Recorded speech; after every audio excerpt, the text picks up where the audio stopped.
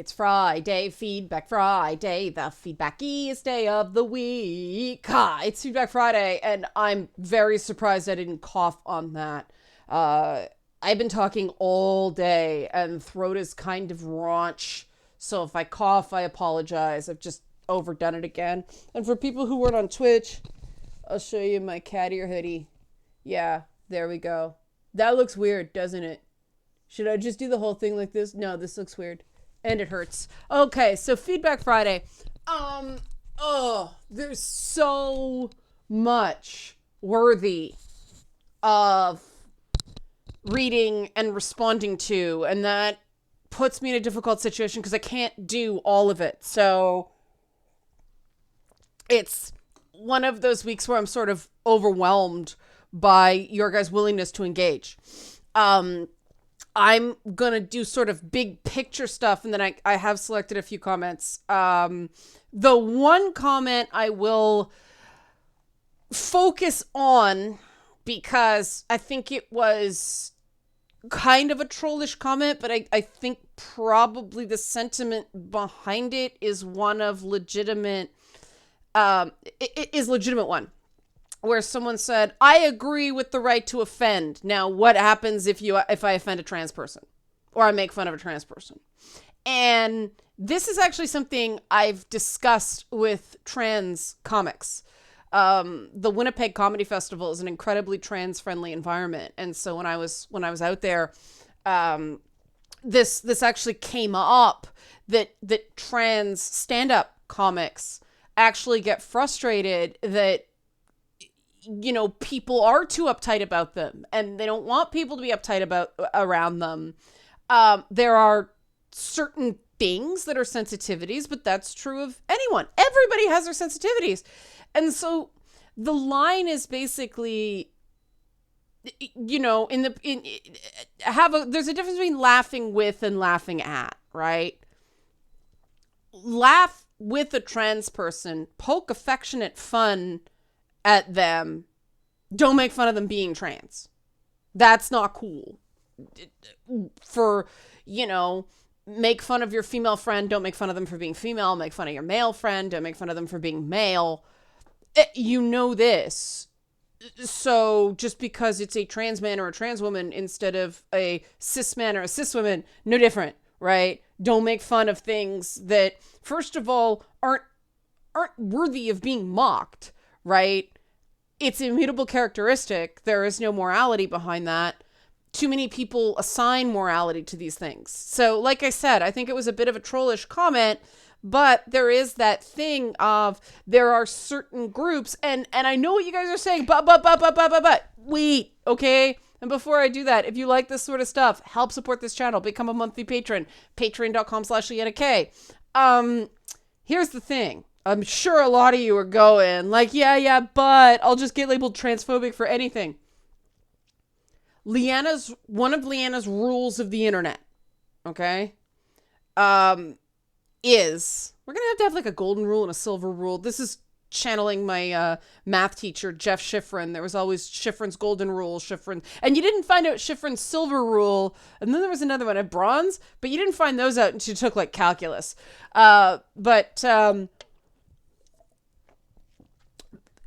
One of Leanna's golden rules for the internet is just because somebody accuses you of something does not make it true.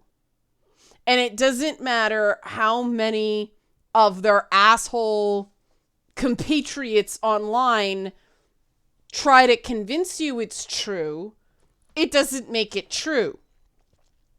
So just because somebody says you are racist or transphobic or whatever, doesn't make it true by default. That doesn't mean it's not true, and it's worth thinking about it. It's worth considering it. Just because nobody wants to accidentally say something that language changes. Some people argue it changes too quickly, and I hear you on that. The issue on the internet is more people use language in ways that have nothing to do with the actual defined term for the language. and things shift too quickly under people's feet.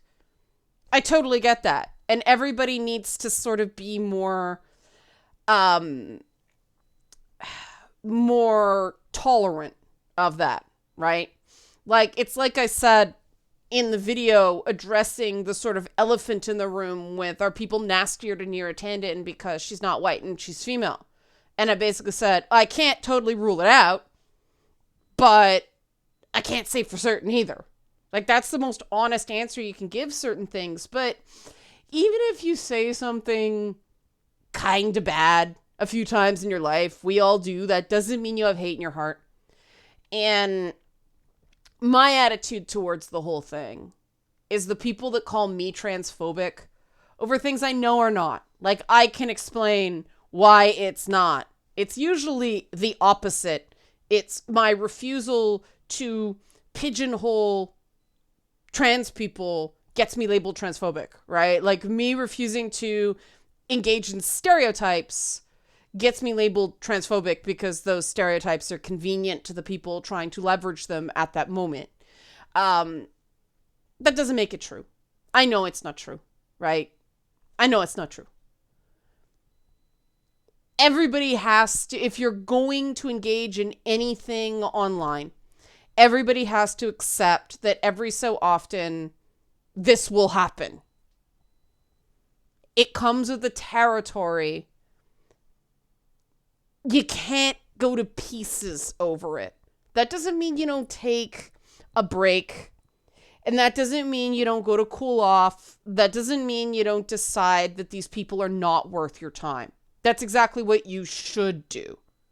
But if these online accusations are festering in you, and I've been here. I'm not saying that this isn't a place I haven't been in the past. This is what I'm saying. I'm saying don't be here. It eats you alive, okay? If you are finding yourself walking around bitter because of what you have been called on the internet, you got to find a way to release that. I don't know how to release that energy, right? From your life. I know that sounds really cliche and new agey, but it's true. Like, that's an indication that these online haters are living rent free in your head. And, you know, if your livelihood isn't connected to the internet. Now, I know there are a lot of people who are worried about being doxxed. And segue, I think that's why the Animal Crossing story hit such a nerve. Is that exchange where the person wouldn't just say straight up, you know, no, somebody doesn't deserve to be doxxed for an in-game character thing. I feel the need to do an update on the Animal Crossing thing because it's still going on. I cannot believe that someone using a set of customization tools has just raged for almost 2 weeks on the internet now. That's just, something's really wrong when that happens. And it's not something that's wrong with gaming. It's something that's wrong with particular clusters in gaming and a lack of anybody having the authority to say to certain people, cut it the fuck out.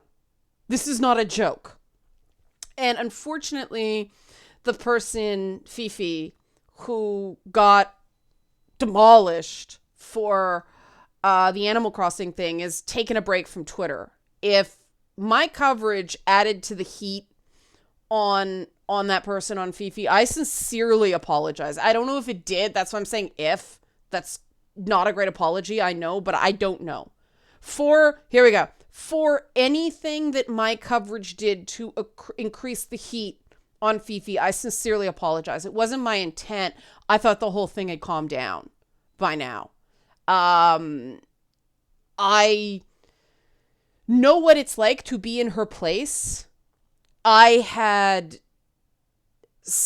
10, more than that, 10 years in the entertainment industry, 3 years as a series lead on television before I had to deal with this stuff. I can't imagine how overwhelming it is for just a regular person who has to deal with that bullshit, especially with the threats of docs. You know, you can't escape the internet if people are determined to follow you into the real world. Over again, level set, a game starring a talking humanoid raccoon. Okay? Tom Nook, level set on Animal Crossing. No matter how angry typing people are about Animal Crossing, you are fighting over a game starring a furry. Now, does this mean furries have arrived? Does this mean furries are finally legitimate? Hey, that'd be great. But I don't think so. Check yourself, because you've already wrecked yourself, right? Now, I'm making jokes because I feel bad, and when I feel bad, I make jokes. That's my coping mechanism. But this is serious. I keep focusing on the fact that this is a game starring a raccoon. One, I really like raccoons. But also, the fact that anybody would read this much into it. And I feel like I have to repeat. And it's a friend of mine, I would say, who happens to be Asian. But in this case, the fact that he's Asian and, you know, has lived in Japan. He's been to Japan. He's for professional reasons. He said, you know, this Animal Crossing stuff, what do they think of Sailor Moon, who is blonde in Japanese? And he twigged something that I failed to mention in my previous Animal Crossing videos, is that Animal Crossing is a Japanese developed game. I think it is. Anyway, I mean, it's for Nintendo, so I assume it's in-house Nintendo. It's first party Nintendo. It's developed in Japan. And this sort of, like, most Japanese entertainment is about displacing reality, not reflecting reality. It's a different intent than what a lot of Western media does. Not all Western media. Plenty of Western media is totally escapist and doesn't reflect the real world in, you know, any way. But the Japanese, they've sort of honed in on this as fair game.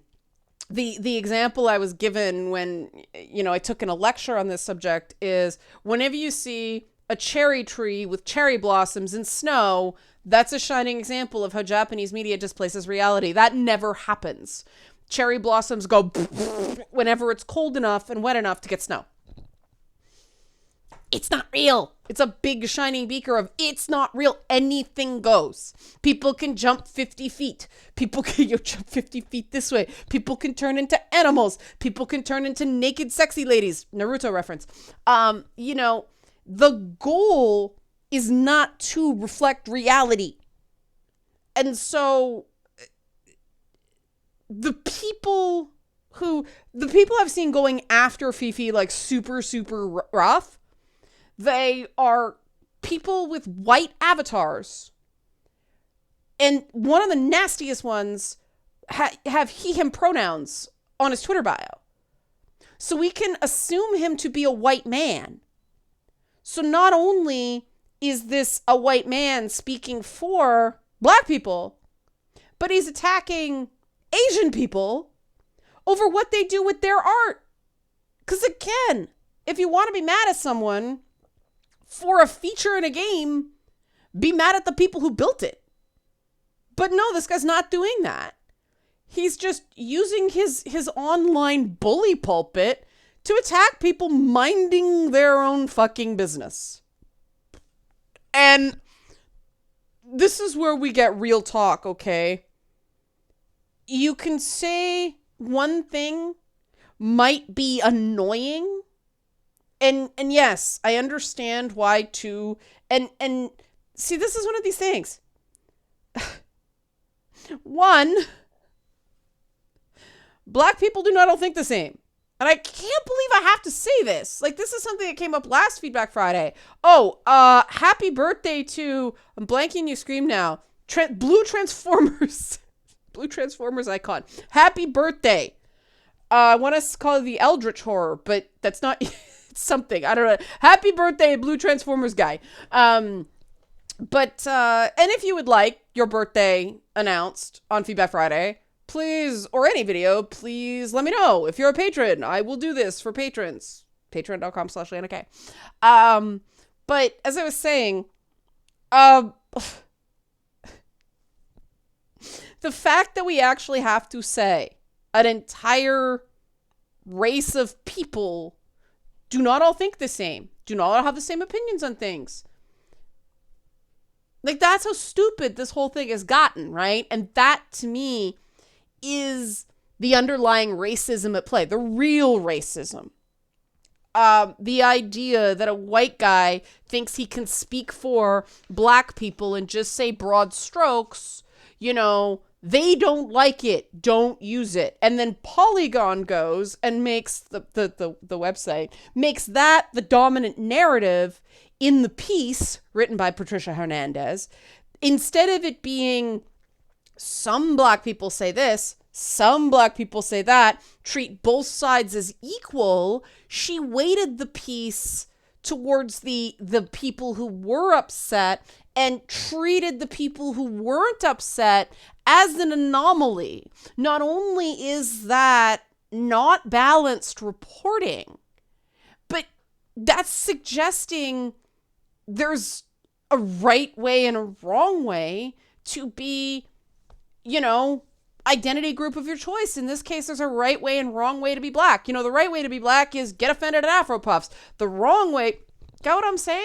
And yeah, this is awkward because I'm a white person, but I'm telling you that when we look at the structures of all this stuff, that is a worse transgression than some chick wanting to put Afro Puffs on her character thinking they're space buns. And I honestly believe she thought they were space buns, because I have had experiences. I you know, you guys know where I grew up. I talk about it quite a bit. Even when I moved to, when I used to live in Thornhill, predominantly Jewish neighborhood, the awareness of, you know, black culture, precipitous, right? Like precipitous, fell off a cliff. And that 20, 30 minutes away, like this is how segregated a lot of people are. And it's especially bad with black culture because people find black culture inherently scary.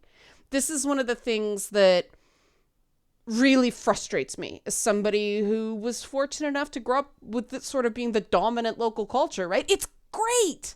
And I'm not taking it for myself, right? But it was my formative years, you know? It's great, and it should be things that people partake in because you see many different perspectives, right?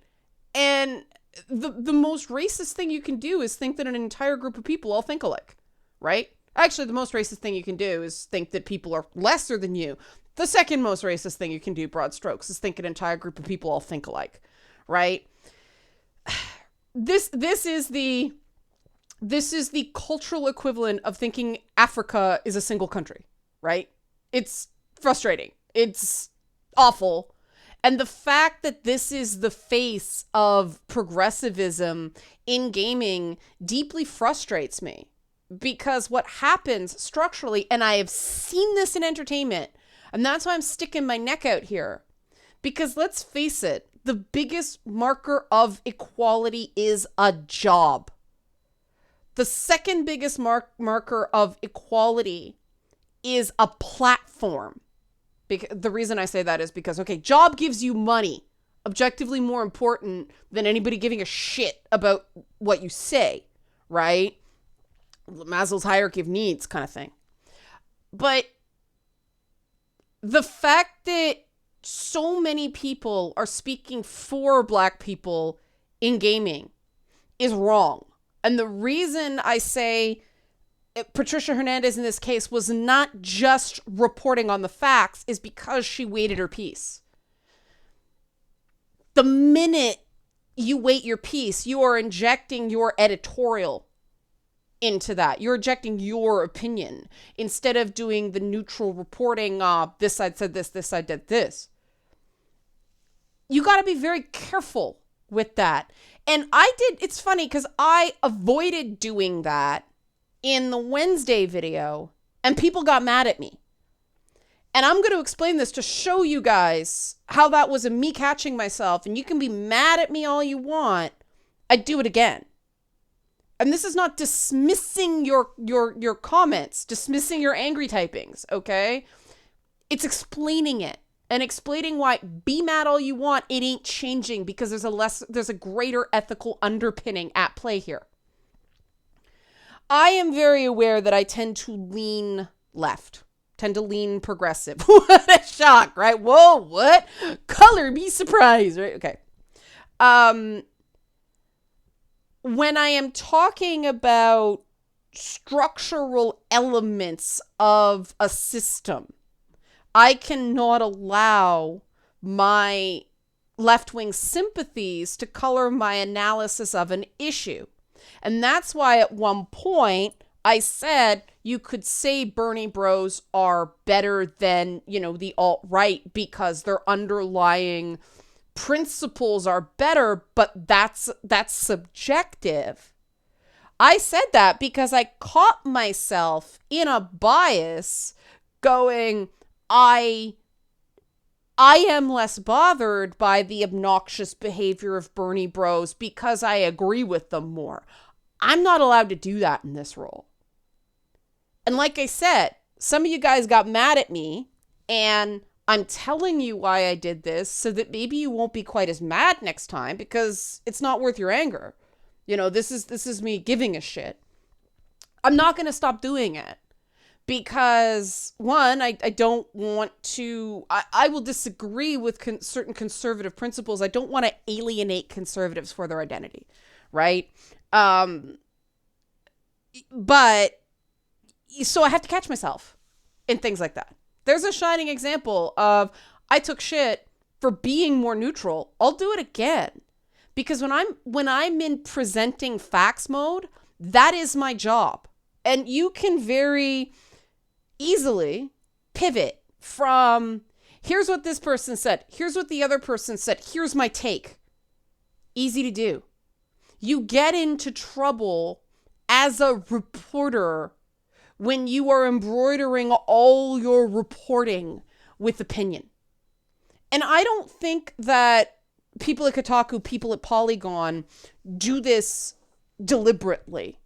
I think they do this because they've never been told to stop. They've never been corrected. This is what these outlets want them to do. And this will be content next week of I played Bugsnax because I thought I'd be horrified. Oh my God, I love that game. More next week. I'll do like a review sorta of Bugsnax. But I really think there's a lot of people in games writing that have not actually been taught how to do it properly. I'll give them the benefit of the doubt. I'll give them the benefit of the doubt because if they've never been taught to do it properly, we can fix this, right? Because this doesn't help anybody. Setting an artificial narrative doesn't help if you believe gaming to be a racist, sexist cesspool. It doesn't actually help gaming be a less racist, sexist cesspool. Again, that is not me saying that is my opinion. I don't agree. I think there are racists in gaming. I think there are sexists in gaming. And I think certain gaming communities have more of that than others. And you can say that for anything, transphobia, homophobia, all that stuff, right? You cannot paint gaming with all one brush. Remember what I said about people in a large group, they don't all think the same, and it's bigoted to think they do? Applies to gamers too, because we're a massive, massive, massive cohort, right? But this is the problem, right? Like, you can understand, and this is why I'm saying it's not deliberate. It's a fundamental flaw of logic. It's a lack of critical thinking. These types that write for Polygon and so on and so forth, they truly believe that people who aren't like them think as monoliths. You see it over and over and over again. And so they treat gamers, and it tells you that they identify gamers as the other, but they identify gamers as one giant block that all thinks the same when we don't, right? And this is sort of where I'm going to come in for a landing here, because I noticed that there's sort of two main schools of thought that came out in the comments.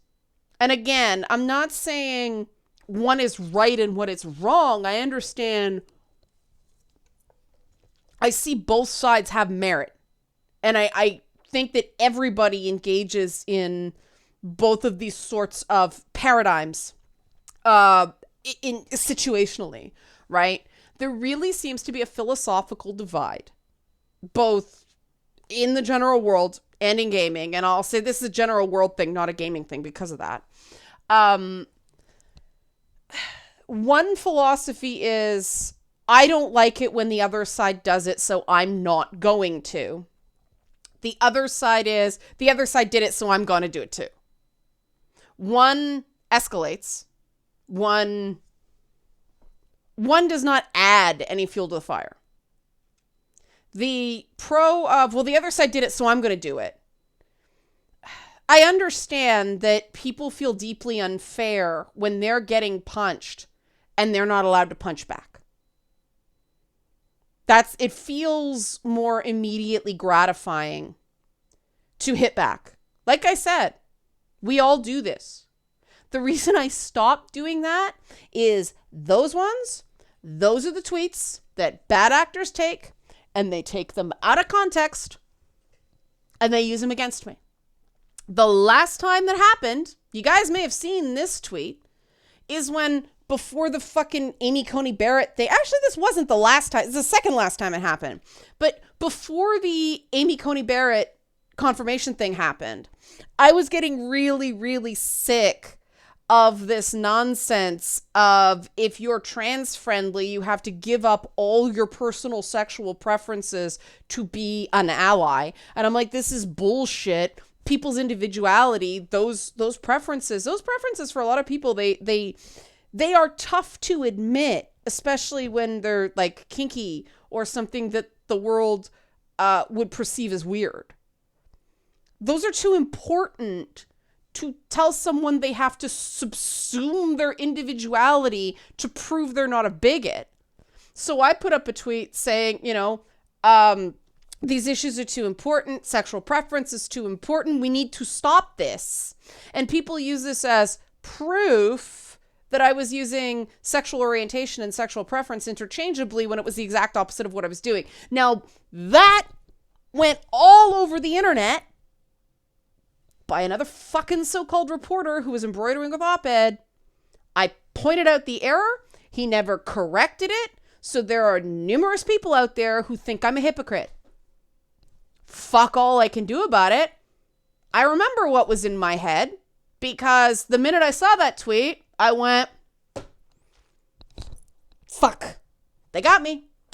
They fucking got me. I had a moment where I punched back. And that's the problem with punching back on the internet. Every so often you miss and hit yourself in the face. That's the game. That's why I try not to do it. That's why I always advocate. It's not even the Michelle Obama, when they go low, we go high. No, that's not what I'm advocating at all. Because they keep going low, you go high. They keep going low, you go high. What happens? The gulf just gets more and more and more and more. No. Bring it down. Lateral level. 2D fighting. Okay? 2D fighting game. Somebody swings at you. Do you get hit? Do you, when someone's swinging at you in a fighting game, do you attack? Or do you block or evade? You don't attack, because their blow's going to land and interrupt your combo, right? They got the hit out first. You block, or you strafe, or you evade. Sorry, 2D, no strafing. You evade. You back up, you duck, you block. You don't try to hit them, because they're going to hit you first. That's the tactic. It's not when they go low, you go high. It's when they get the first punch off. Learn to fucking block. We know this. We're gamers. And we keep making this damn mistake. Let these people show themselves for who they are. Block, block, block, block, block, block, block until they exhaust themselves. And then you know how it works in a fighting game, right? Block, block, block, block, block, block, block, block, block. You wait for the opening and then uppercut, right? That's how you play slower, more powerful characters. You wait for them to wear themselves out. You wait for the opening. You block, block, block, block, block. Boom. That's how to do it. That's not what we're doing collectively. We're trying to fight fire with fire. We're trying to fight outrage with outrage, and it doesn't work. And we should know why it doesn't work, because of fighting games. And you guys are probably sick of my fucking gaming analogies right now.